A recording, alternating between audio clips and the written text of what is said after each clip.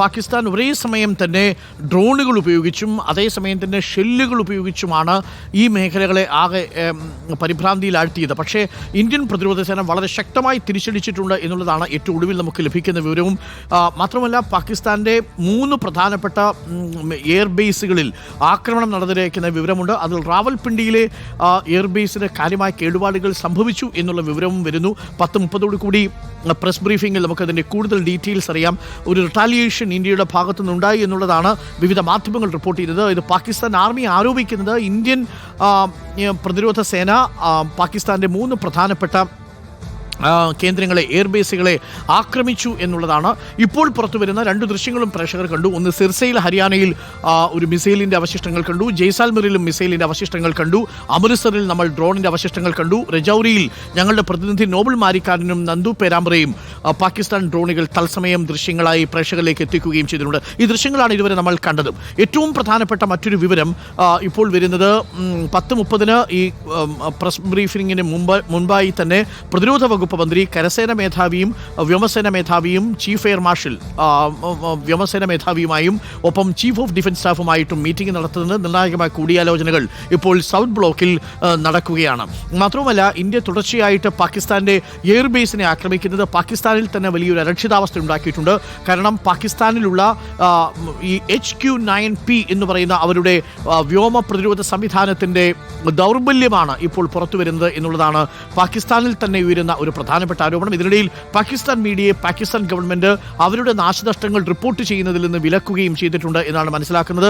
കനത്ത നാശനഷ്ടമാണ് പാകിസ്ഥാനിൽ ഉണ്ടാകുന്നത്. അത് നമ്മൾ ഉണ്ടാക്കുന്നതല്ല, അത് പാകിസ്ഥാനിൽ തന്നെയുള്ള ആഭ്യന്തര കലാപത്തിന്റെ ഭാഗമായി ഉണ്ടാവുന്നത് കൂടിയാണ്.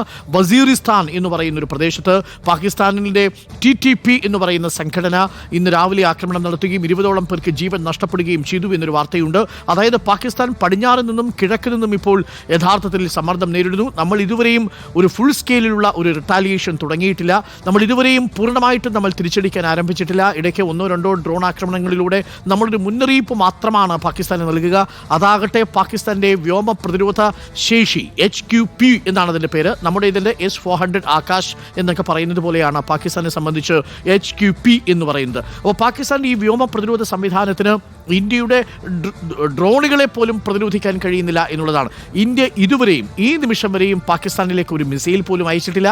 ഇന്ത്യ ഈ നിമിഷം വരെയും പാകിസ്ഥാനിലേക്ക് കടന്നു കയറി പാകിസ്ഥാൻ്റെ വ്യോമ പാതയിലേക്ക് നമ്മൾ കടന്നു കയറി നമ്മളൊരു അതിർത്തി ലംഘനം നടത്തിയിട്ടില്ല. ഇപ്പോഴും നമ്മുടെ അതിർത്തിക്കുള്ളിൽ നിന്നുകൊണ്ടാണ് നമ്മൾ ഈ കാര്യങ്ങൾ നിറവേറ്റുന്നത്. പക്ഷേ ഇന്നൊരു കാര്യം നമ്മൾ ANA റിപ്പോർട്ട് ചെയ്തിരുന്നു, അത് പ്രേക്ഷകർ കണ്ടതാണ്. അത് പാകിസ്ഥാൻ്റെ ഒരു പ്രധാനപ്പെട്ട മിലിറ്ററി പോസ്റ്റ്, ആ മിലിറ്ററി പോസ്റ്റ് ജമ്മുവിലാണുള്ളത്. ആ മിലിറ്ററി പോസ്റ്റ് ജമ്മുവിൻ്റെ ഭാഗത്ത് പാക് ഒക്കുപൈഡ് കാശ്മീരിൻ്റെ പുറത്ത് പാകിസ്ഥാൻ ടെറിട്ടറിയിലുള്ള ഒരു മിലിറ്ററി പോസ്റ്റ് ഇന്ന് നമ്മൾ ഡ്രോൺ വെച്ച് തകർക്കുകയും ചെയ്തിട്ടുണ്ട്. അതിൻ്റെ ദൃശ്യങ്ങൾ ANA പുറത്തുവിടുകയും ചെയ്തിരുന്നു. കാരണം ആ മിലിറ്ററി പോസ്റ്റിൽ നിന്നാണ് ഇന്ത്യയെ ലക്ഷ്യമാക്കിക്കൊണ്ട് തുടർച്ചയായിട്ടുള്ള ഡ്രോൺ വിക്ഷേപണങ്ങൾ നടക്കുന്നത്. ആ മേഖലയും പൂർണ്ണമായിട്ട് നമ്മൾ തകർത്ത് കളഞ്ഞിട്ടുണ്ട് എന്നുള്ളതാണ് ഇപ്പോൾ ലഭിക്കുന്ന പ്രധാനപ്പെട്ട വിവരം.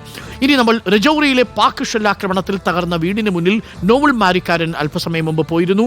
നോബൽ മാരിക്കാരനും നന്ദു പേരാമ്പ്രയും കൂടി തയ്യാറാക്കിയ ആ റിപ്പോർട്ട് കൂടി നമുക്കൊന്ന് കണ്ടുവരാം. അല്പസമയം മുമ്പാണ് അവർ ആ വീട്ടിലെത്തിയതും ആ വീട്ടിലെ കാഴ്ചകൾ ഒരിക്കൽ കൂടി ഒന്ന് കണ്ടുവരാം. നേരത്തെ നമ്മൾ കണ്ടത് ഉറിയിൽ ബാരാമുള്ളയിൽ നിന്നും അതിൽ പാലോട് തയ്യാറാക്കിയ റിപ്പോർട്ടാണെങ്കിൽ ഇപ്പോൾ നമ്മൾ കാണുന്നത് പൂഞ്ച് രജൌരി സെക്ടറിൽ ഞങ്ങളുടെ പ്രതിനിധി നോബൽ മാരിക്കാരൻ കണ്ട കാഴ്ചകളാണ്. ആ കാഴ്ചകൾ കൂടി ഒന്ന് കണ്ടുവരാം.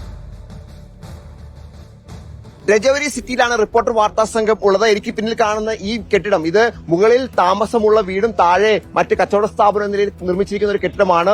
രാവിലെ പുലർച്ചെ ഉണ്ടായ ഒരു ആക്രമണം, ഒരു ഷെല്ലാക്രമണം ആണ് ഇപ്പോൾ കണ്ടുകൊണ്ടിരിക്കുന്നത്. അതിന്റെ വലിയ രീതിയിലുള്ള കേടുപാടുകൾ ഇവിടെ ഉണ്ടായിരിക്കുന്നു. ഒറ്റ ഷെല്ലിൽ ഈ കെട്ടിടത്തിന്റെ ഏറെക്കുറെ പകുതിയോളം വരുന്ന മുൻവശം തകർന്ന് തരിപ്പണമായി താഴെ വീണിരിക്കുന്ന കാഴ്ചയാണ് നമുക്ക് കാണാൻ കഴിയുന്നത്. ഈ വീട്ടിലെ ആളുകൾ അതായത് ഈ വീടിന്റെ മറുവശത്ത് 2 മുറികളുണ്ട്. ആ മുറിയിൽ മാത്രം കിടന്നുറങ്ങിയുകൊണ്ടാണ് അവർക്ക് ഒന്നും സംഭവിക്കാതിരുന്നത്. വലിയ ആഘാതം, കാരണം എത്രത്തോളം ശക്തിയോടെയാണ് ഈ ഷെല്ല് വരുന്നത്. ഇവിടുന്ന് ഏറെക്കുറെ 30 കിലോമീറ്റർ അകലെയാണ് പാകിസ്ഥാൻ ഉള്ളത്. അവിടുന്ന് അത്ര ശക്തിയിൽ വന്ന ഷെല്ലാണ്. ആ ഷെല്ല് പതിച്ചാണ് ഇത്ര വലിയ നാശനഷ്ടമുണ്ടായത്. നമുക്ക് കാണാൻ കഴിയും ഈ വീടിന്റെ ജനാലകളൊക്കെ പൂർണ്ണമായും തകർന്ന് താഴെ വീണിരിക്കുകയാണ്. ജനാലകൾ തകർന്ന് താഴെ താഴെ വീണിരിക്കുന്നു. അതോടൊപ്പം തന്നെ വലിയ കോൺക്രീറ്റ് പാളികൾ, അതോടൊപ്പം തന്നെ ഇഷ്ടികകൾ കൊണ്ട് കെട്ടിയ കെട്ടിടമാണ്. ഈ കെട്ടിടത്തിലേക്ക് വലിയ കേടുപാടുകൾ ഉണ്ടായി, വലിയ ആക്രമണം അത്തരത്തിൽ ഈ മേഖലയിൽ ഉണ്ടായിട്ടുണ്ട് എന്നാണ് ദൃശ്യങ്ങളിൽ നമുക്ക് വ്യക്തമാകുന്നത്. ഇന്ന് ഈ കഴിഞ്ഞ പുലർച്ചെ ഉണ്ടായ ഏറെക്കുറെ 4:30-ക്ക് ശേഷം ഉണ്ടായ ശക്തമായ ഷെല്ലിങ്ങിലാണ് ഇപ്പോൾ ഈ ആക്രമണത്തിലാണ് ഇത്തരത്തിൽ ഈ കേടുപാടുകൾ സംഭവിച്ചിരിക്കുന്നത്. ഞാൻ നേരത്തെ സൂചിപ്പിച്ചത് പറഞ്ഞ ആളുകൾ ഇവിടെ താമസിക്കാത്തതുകൊണ്ട്, പ്രത്യേകിച്ച് മറുവശത്ത് താമസിച്ചുകൊണ്ട് മാത്രമാണ് ഇവർക്ക് മറ്റു തരത്തിലുള്ള അപകടങ്ങളോ അല്ലെങ്കിൽ മറ്റു തരത്തിലുള്ള പരിക്കുകളോ ഒന്നും ഉണ്ടാകാതെ നമുക്ക് കൈക്കുഞ്ഞുങ്ങളൊക്കെ ആയിട്ട് ആളുകൾ പോകുന്ന കാണാൻ കഴിയും. എല്ലാവരും ഈ വീട്ടിലെ ആളുകളാണ്. അവർ ഈ വീട് വിട്ട് മറ്റൊരു സ്ഥലത്തേക്ക് സുരക്ഷിത സ്ഥാനങ്ങളിലേക്ക് പോകുന്നതാണ്. വലിയ വൈകാരികമായ ഒരു കാഴ്ച കൂടിയാണ് നമുക്ക് ഇവിടെ പലയിടത്തും കാണാൻ കഴിയുന്നത്. കാരണം സ്വന്തം വീടും നാടും ഒക്കെ ഉപേക്ഷിച്ച് ഒരു ജനതയ്ക്ക് ഒരു സ്ഥലത്ത് നിന്ന് മറ്റൊരു സ്ഥലത്തേക്ക് പോകേണ്ട ഒരു അവസ്ഥയിലേക്ക് കാര്യങ്ങൾ എത്തിയിരിക്കുന്നു. അത്തരത്തിൽ നമുക്ക് പ്രവചിക്കാൻ പോലും പറ്റുന്ന സാഹചര്യത്തിലാണ് ഇത്തരത്തിൽ ആക്രമണങ്ങൾ ഉണ്ടായിരിക്കുന്നത് എന്ന് വേണം നമുക്ക് മനസ്സിലാക്കാൻ. എന്താണെങ്കിലും ഈ വീടിന് വലിയ നാശനഷ്ടങ്ങൾ ഉണ്ടായിട്ടുണ്ട്. സ്വാഭാവികമായി ഇനിയിപ്പോൾ ഈ വീട്ടിലേക്ക് താമസിക്കാൻ തിരിച്ചു വരിക എന്ന് പറയുന്നത് അത്ര പെട്ടെന്നൊന്നും വരാൻ കഴിയും. നമുക്ക് ഈ വീടിന്റെ ഉടമസ്ഥൻ ഇവിടെ ഉണ്ട്. ജിയോ കിतने बजे हुआ है? ये 5 और 5:30 बजे के बीच में हुआ है। पहला टाइम है ऐसा? पहला टाइम, फर्स्ट टाइम। इससे पहले हमने आज तक ना इस तरह कुछ देखा ना कभी सुना, फर्स्ट टाइम। आप लोग इधर पे हम यहीं पे रहते हैं। यहाँ पे पीछे ये 2 कमरे खाली थे, तो इसके पीछे एक कमरा था, वहाँ पे फिलहाल एक लेडी स्टे कर रही थी, लेकिन अल्लाह के करम से वो बच गई है, कुछ भी नुकसान नहीं। आप लोग किधर जाएगा क्या? अभी जाएंगे जहाँ पे हमारा भाई गाँव है, वहाँ भागेंगे। क्या करेंगे हम, यहाँ रह के क्या करेंगे? ज्यादा अटैक हुआ है, सुबह 5 बजे के बाद अटैक यहाँ पे शुरू हुआ है। सिविलियंस को टारगेट किया गया यहाँ पे, और यहाँ पे अफरा तफरी का माहौल है, सब भाग रहे हैं, सब आगे पीछे जा रहे हैं। ഏതാണെങ്കിലും ആളുകളൊക്കെ ഇവിടെ നിന്ന് പോകുന്ന ഒരു കാഴ്ചയാണ് നമുക്ക് ദൃശ്യത്തിൽ കാണാൻ കഴിയും. ആളുകളൊക്കെ അവരുടെ സാധനങ്ങളും സാമഗ്രികളൊക്കെ എടുത്ത് ഈ പ്രദേശത്ത് നിന്ന് പോകുന്ന ഒരു കാഴ്ച നമുക്ക് കാണാൻ കഴിയും. അത്തരത്തിൽ വലിയ ആക്രമണമാണ് ഈ മേഖലയിൽ ഉണ്ടായത്. സാധാരണ ഇങ്ങനെയൊന്നും ഈ ജനവാസ മേഖലയിലേക്കൊന്നും ഇത്തരത്തിൽ ഇവർക്ക് ഇതിനു മുമ്പ് പരിചയമുള്ള കാര്യമൊന്നുമല്ല നടന്നിരിക്കുന്നത്. കാരണം അത്ര വലിയ രീതിയിൽ തന്നെ ഷെല്ല് വന്ന് പതിക്കുകയും ഇവർക്ക് ഇവിടെ നിന്ന് പോകേണ്ട സാഹചര്യത്തിലേക്ക് കാര്യങ്ങൾ എത്തിക്കാൻ നമുക്ക് ഈ വീണ്ടും ഓപ്പോസിറ്റ് ഭാഗത്തേക്ക് വന്ന് കഴിഞ്ഞാൽ ഒരു ATM കൗണ്ടർ കാണാൻ കഴിയുന്നത് SBIയുടെ ഒരു ATM കൗണ്ടറാണ്. ഈ ATM കൗണ്ടറിലൊക്കെ വലിയ കേടുപാടുകൾ, നമുക്ക് ചില്ലുകളൊക്കെ തകർത്ത് ATM കൗണ്ടർ ചില്ലുകളൊക്കെ ഏറെക്കുറെ തകർത്തിരിക്കുന്നു. അതോടൊപ്പം തന്നെ ATM കൗണ്ടർ നിശ്ചലമാണ്. അത്തരത്തിൽ വലിയ കേടുപാടുകൾ ഇവിടെയൊക്കെ കടകൾക്കും അതും മറ്റ് കെട്ടിടങ്ങൾക്കും ഒക്കെ ഉണ്ടായിട്ടുണ്ട്. തൊട്ടപ്പുറം ആശുപത്രി ഉണ്ട്, അതോടൊപ്പം ഒരു ചെറിയ ഇൻഡസ്ട്രിയൽ ഏരിയ ഉണ്ട്.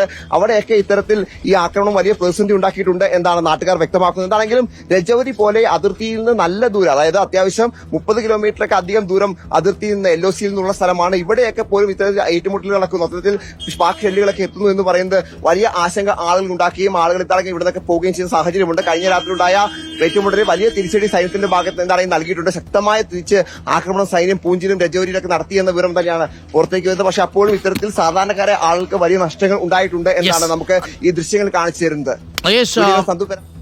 നോബൽ മാരിക്കാരനാണ് ഇപ്പോൾ രജൌരിയിൽ നിന്നും വിവരങ്ങൾ നൽകുന്നത്. നന്ദു പേരാമ്പ്രയും നോബൽ മാരിക്കാരനുമാണ് രജൌരിയിൽ ഗ്രൗണ്ട് സീറോയിൽ നിന്നുള്ള റിപ്പോർട്ടുകളുമായി പ്രേക്ഷകർക്കൊപ്പം ചേരുന്നത്.